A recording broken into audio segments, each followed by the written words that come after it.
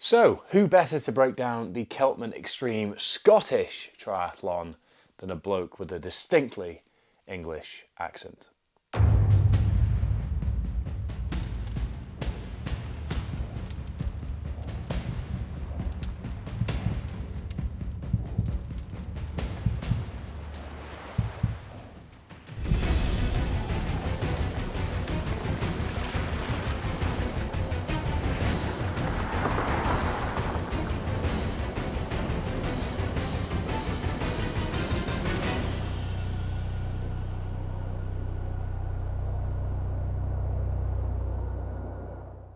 Hello everyone and welcome to another video, and welcome to a bit of a performance debrief, strategy debrief, pacing debrief, basically all the dorky data and reflections that I've had from the race itself, comparing last year's prep to this year's prep, and ultimately how I went from this t-shirt here to this t-shirt here. And if you're wondering, what on earth do you mean? Why are you talking about different coloured t-shirts? Is this a Supreme drop? No, it is not.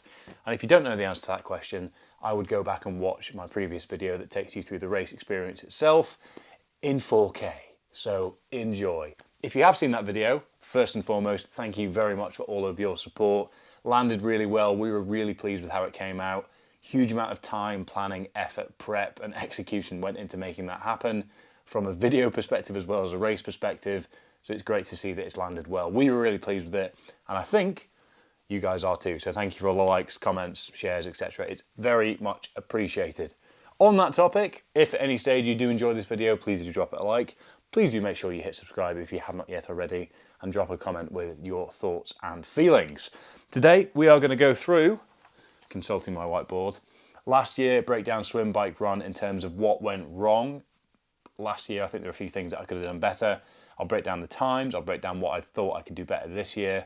Then I'm going to go into prep for this year, run through the training split, how my priorities changed based on last year, and the challenges that came up along the way that I haven't necessarily given too much detail on social media up until this point, but are probably worth mentioning. Then I'm going to go through the strategy ahead of the day itself in terms of the game plan that I had, so the pacing, the nutrition, and the kit changes and practical considerations that I took into the game day this year. Then we're going to talk about the actual execution of the day itself, run through the pacing, run through the execution, the strategy, what actually happened, and basically go from there to give you a full breakdown of the race itself rather than just giving you loads of magnificent 4K footage. So why don't we kick things off by evaluating last year. So last year I very openly said that my one goal for the CELTMAN was to reach the high course cutoff and therefore qualify for a blue t-shirt. It was my first year doing the race. It was my first year doing an extreme triathlon, and it was the first time in 2 and a bit years that I had done a full distance triathlon. So I went into it with a little bit of, not inexperience, but dormant experience of what to expect. But my one goal was to make the high course cutoff, and ultimately I missed it by 11 minutes. Go and watch this video here from Gymshark, which gives you a really, really fantastic breakdown of the day. One of the best videos I've ever been a part of, and is also cinematic and 4K AF. So please do go and watch that if you're into that sort of stuff. You naughty boy. Quick interlude from me to ask a very simple question. Do you want to do all of this?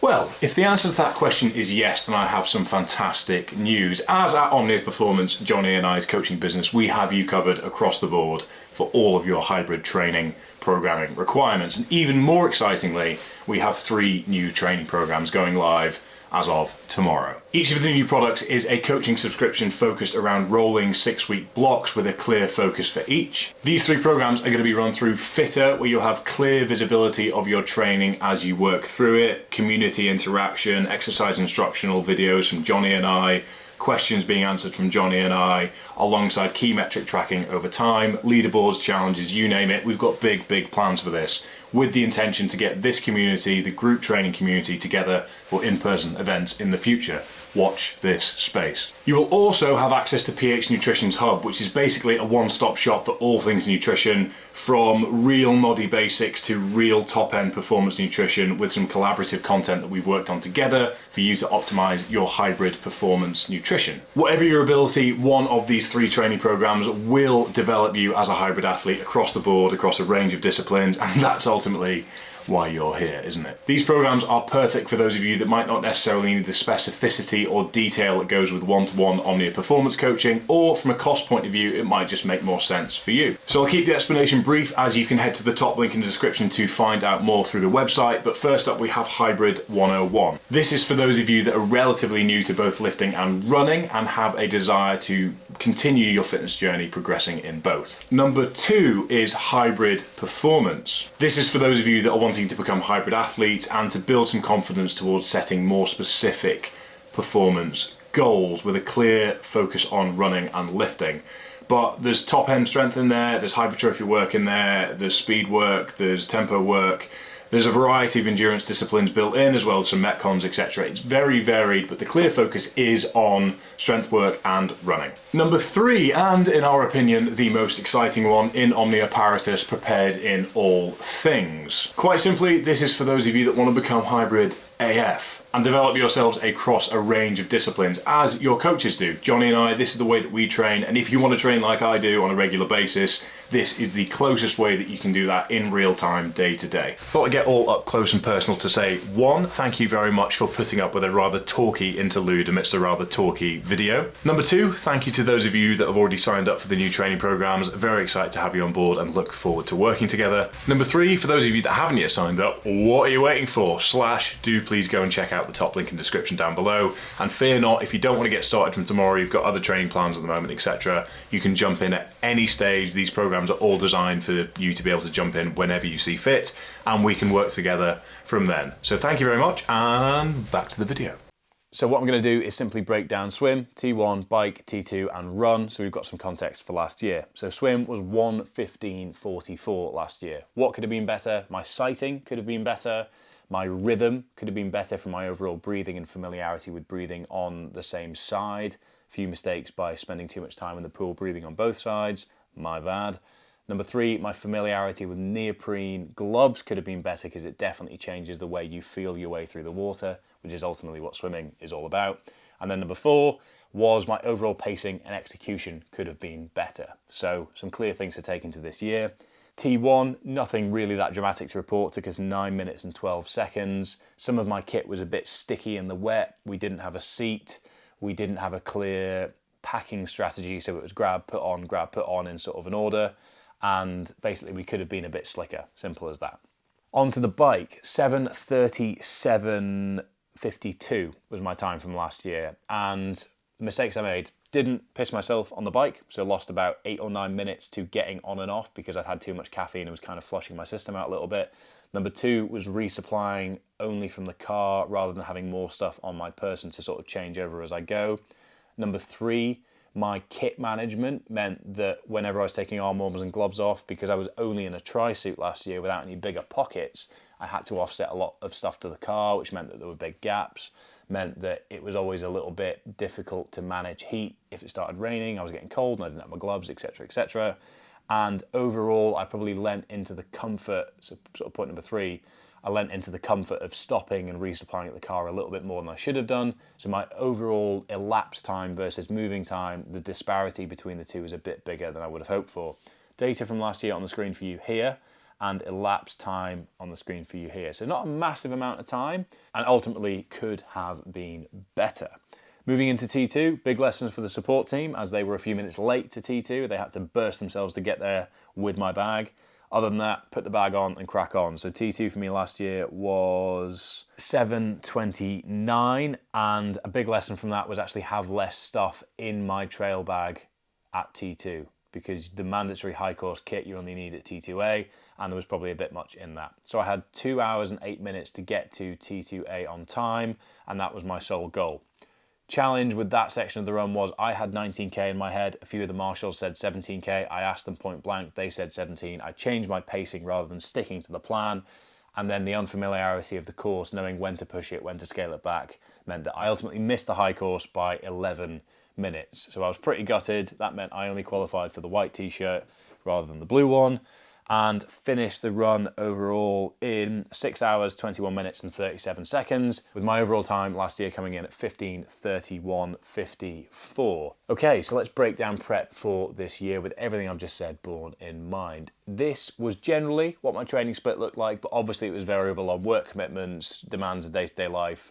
If I got home from the office at 8:30 and the swimming pool was closed and had to bump it to the following day, etc, etc. This was the general structure. If you want to see what my prep looked like, just go back in time through my Instagram, and there's a fair few YouTube videos documenting the process, so please go and do that.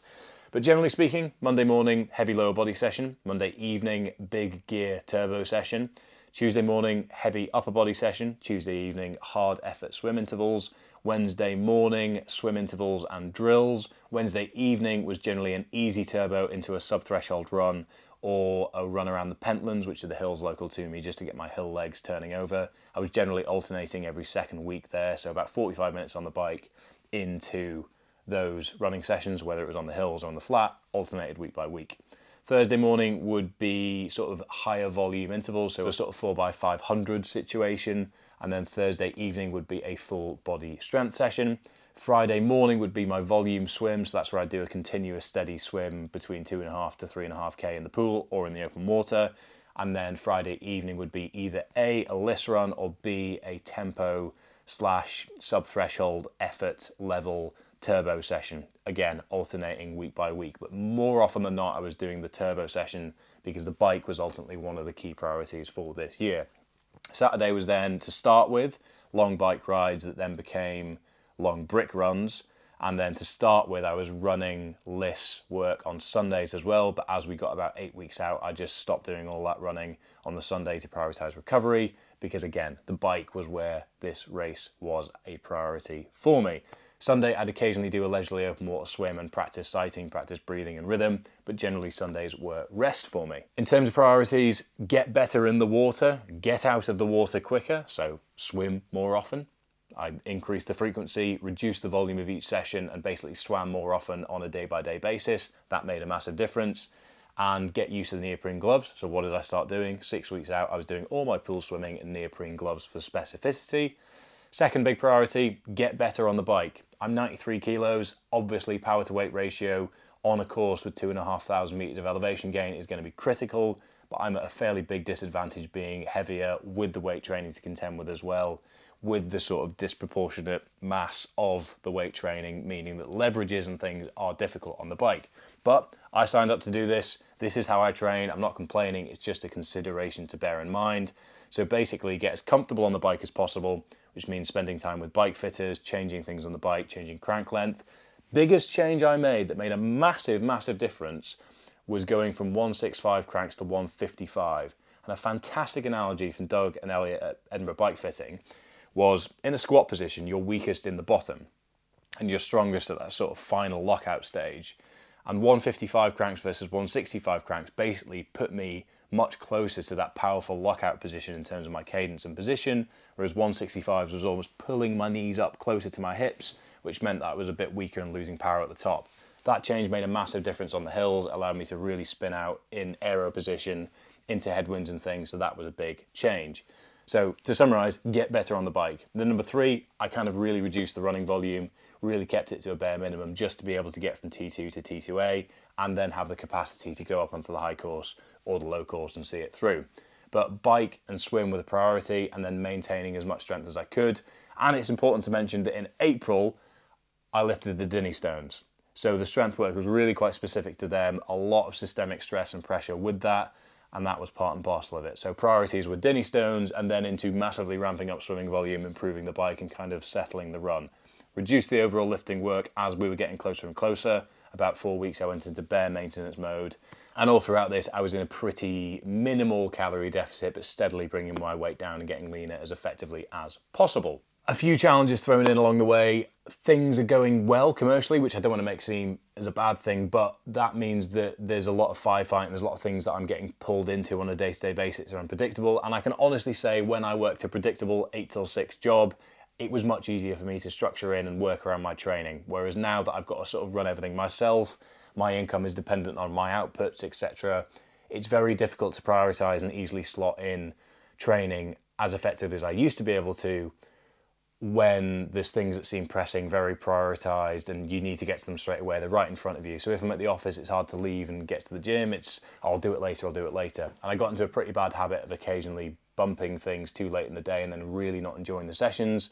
But that all came down to time management and scheduling, so I did fix that. But it was a challenging prep to fit everything in without really becoming quite despondent with the training this time around. So I'm not going to go into detail on that, but it was a challenge. But I do want this to maybe be a message that if you do want to get after something, it can be a very challenging setting to do it in. These races aren't easy, they require a lot of commitment. There were points where I was wanting to kick the bucket down the road and can it entirely, but I managed to make it work, which I'm very proud of myself for doing. And also I've learned a lot of lessons for time management, scheduling in the future from a personal point of view to make my training schedule and my work schedule more effective and ultimately more hybrid. Okay, so pacing wise on the day itself, I had a clear strategy on how I wanted to approach things. Swim, I wanted to come in between 150 and 155 minutes per 100 meters. T1, I wanted to just be as effectively executed as it could be. I didn't really ascribe any times to it because it's a mess. It's really cold, you're shaking, everything's messy, it's terrible. Bike, I wanted to sit at 27 kilometers per hour minimum. I wanted that to be my average elapsed time from when I started moving on the bike to when I got off. And then on the run, I didn't even really consider pacing other than I wanted to hold 5 30-minute Ks up until you come off the road between T2 and T2A, walk aggressively up the hills, charge down the hill, and then run at 5:30s all the way into T2A to, you guessed it, qualify for the blue t-shirt and the high course. So that was the strategy really. I briefed that to the support crew. They knew what I wanted to achieve and they were sort of recalculating on the bike as we went, but ultimately their feedback wasn't really needed because I had a clear vision and strategy in my head. And let this be a lesson to you all. Go into races like this or your first triathlon, whatever it may be, marathon, have a clear strategy for what you want your pacing, your heart rate, your key metrics to be. Don't just think, oh, I've done the training, I'll do what I've done, I'm going to wing it and sort of see how I feel, because that could end pretty badly. Have a strategy, stick to the plan, and try your best to execute within the conditions. Nutrition, this year I wanted to carry as much on my person as I possibly could. So on my bike I have a bento box where I had 4 sort of dried fruit bars, each at 150 calories. The brief was I wanted to sit between 60 and 90 grams of carbs from the second I started moving on the bike to the second I got off. I had 12 gels in a 500 milliliter bottle on an aero bottle underneath me. So I was just sipping those as I went. Some of them were 50 grams of carbs, maltodextrin based. Some of them were cyclodextrin based, lower carbs. So the overall carbohydrate content in the bottle was around the 350 gram mark. So I knew for the first sort of 4 hours, sipping on that as I went would be all the nutrition that I needed on top of my hydration, which was a mix of electrolyte and carbs with an additional electrolyte tablet in it. And I had all of that on my front mounted hydration system. And then whenever I went past the car and needed that refilled, I had it put in my back cage. And then I took it out the back cage, filled it up at the front and put the empty bottle in the back, and then replaced it as we went to the car. So that was the plan. And I've been speaking in past tense because actually that's how we executed it. Spoilers, but basically the brief was 60 to 90 grams of carbs every hour on the bike as we go. And I had 80% of that on my person as my bike was racked in transition. All of my hydration, I was looking for about 500 and 750 milliliters per hour, which meant that I had all of my bottles pre-loaded, pre-shaken up, everything ready to go in the car, had them labeled 1, 2, 3, 4, 5, so that we knew once we got to a certain point, if I hadn't had number 4, then I needed to be drinking more water. So again, clear strategy, map it out, take your body weight, take your carbohydrate content, take your sodium content, map out what pacing you're working to, how long you're going to be on the bike, how long you're going to be on your feet, work backwards, plan it out. If you need to set reminders on your watch, or you need somebody in your support car to shout at you, whatever it might be, eat every 30 minutes, drink every 20 minutes, whatever works for you, practice it in training, execute it on the day, but most importantly, have a plan. So kit considerations, the differences this year were I had a tri-suit on, but I also had a gilet on, which meant I had access to big fat jersey pockets on the back, so I could take my gloves on and off. I could use my teeth to take them on and off. I could take my arm warmers on and off. And the brief was I was only allowed to unclip from the bike, to re-chamois cream myself. And I did that twice. So mission success again, spoilers for the next section ride, break down the day itself, but nonetheless. That was the plan, because last year with the CELTMAN, I learnt the lessons the hard way of getting off the bike too frequently. So when it came to the Outlaw, 1212, this video here, it's sick, go and watch it after this one obviously. I didn't unclip the entire bike ride and took all the lessons of have more food on your person, carry as much as you can so you don't need to stop, because moving and eating is better than stopping and eating. Take out all the thought process, plan it beforehand and execute.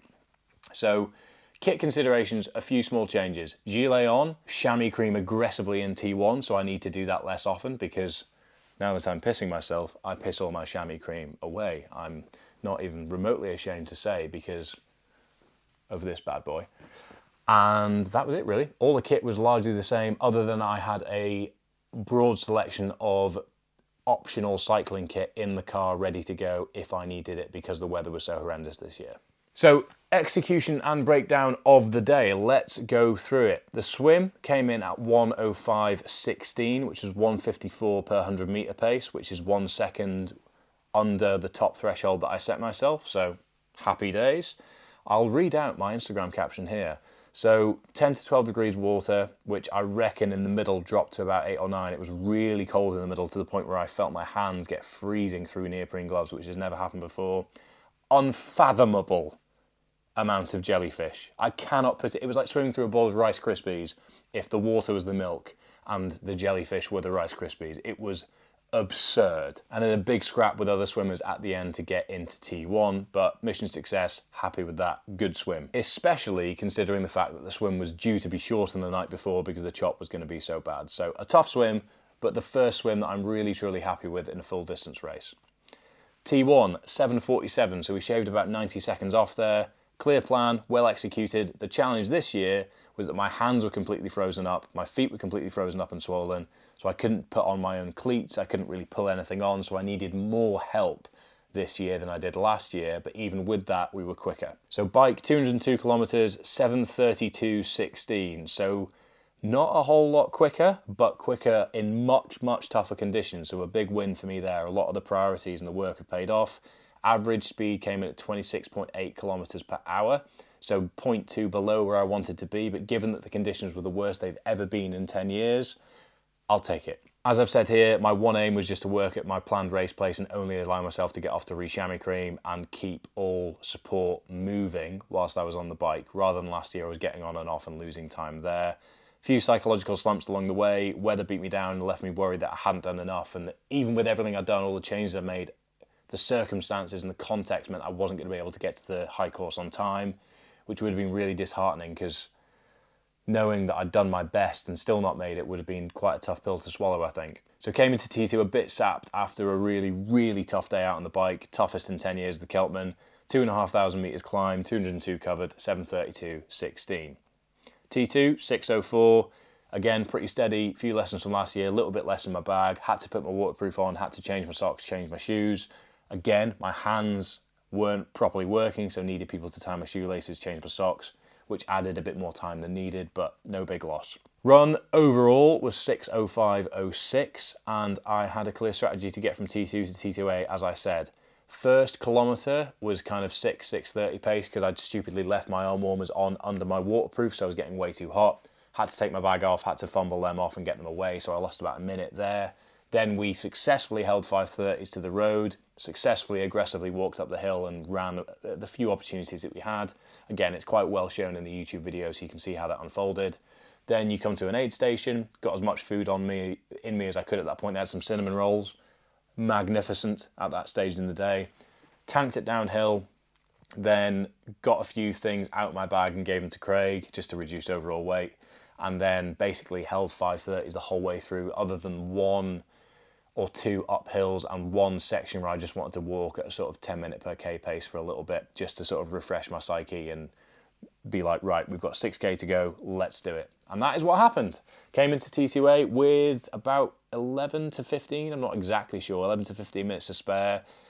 Shaved 12 minutes off my time from TT to T2A last year, so happy days there. Just knowing the course is really valuable on a course like the CELTMAN. It's really tough. Knowing what to expect psychologically is very valuable, but knowing when to push and when to scale back and making a plan to do so is also very valuable. So the high course was cancelled because the conditions were so bad, but to cash in this check, I then had to get from T2A to the finish, which is the low course, which I already have a bit of experience in, so I know what to expect. Very technical, very demanding, no possible way of getting to a rhythm unless you are a really, really solid trail runner. So speaking to people in T2A that had also made their goal of making the high course, a lot of them were just going to enjoy it, embrace the event, embrace the people, have some conversations, get up to the hill and then run the bits that they could. That's what I did. Run came in at 6:05:06. Simple as that. Got to the finish, realised that this was successful. Magnificent. So all in all, I'd say for the most part, a lot of the planning, a lot of the strategy was well executed in very difficult conditions. And what was very important for me this year was that I, from several experiences, didn't become hard on myself with adjusting the strategy that I'd so diligently planned before the race as a result of the conditions becoming so tough, because you can only plan for the circumstances that you plan within. And I didn't really want to plan for the worst conditions in 10 years of the CELTMAN, because that means I would have been doing the CELTMAN in the worst conditions of 10 years in the CELTMAN. So all of my planning was based in a bit more of an ideal world. So when it came along to perform in the way that I did, with a very challenging prep, with a strength-focused prep as well, to right the wrongs of last year, to learn from my mistakes most importantly, and to actually put into action a plan to execute them. Overall, very pleased. Support team smashed it. Everyone working together, bringing together the video, huge success there. We even had lessons on how better to do that. So overall, what a day, what an experience, what a fantastic lesson for me on how to approach things in the future. A really good lesson in humility in terms of how to strategize for things. Don't let the plan control you. You control the plan because you were the one that set it. But most importantly, strategize. Get everything squared away in training so that you know what to expect and you know how to race when race day comes along. But that is a summary of what was a very, very tough day. I hope that's given you the sort of athletic breakdown that a lot of you data dorks out there would like. If you want a bit more information, just go to my Strava, YouTube video, Instagram post. It's all broken down quite succinctly there. But any other questions on anything I might have missed, please do drop them in the comments down below. Any practical considerations, any specific bits of my bike that you might have seen in the video that you think, oh, what's that for? Then do ask away. No mechanicals, thankfully, nothing to report on that side of things, but we had everything we needed in the car. One thing I did forget to mention, had a spare wheel with a spare cassette as well, because CELTMAN does allow you, if you've got a big mechanical, you can change over things like that as long as you've let the race director know. But that's it. Any questions, fire away. Make sure to like the video, make sure that you subscribed, and thank you again for all of your support on the CELTMAN video. And hopefully, on this one, if you're at this point, you've done a pretty good job. So I will see you next time.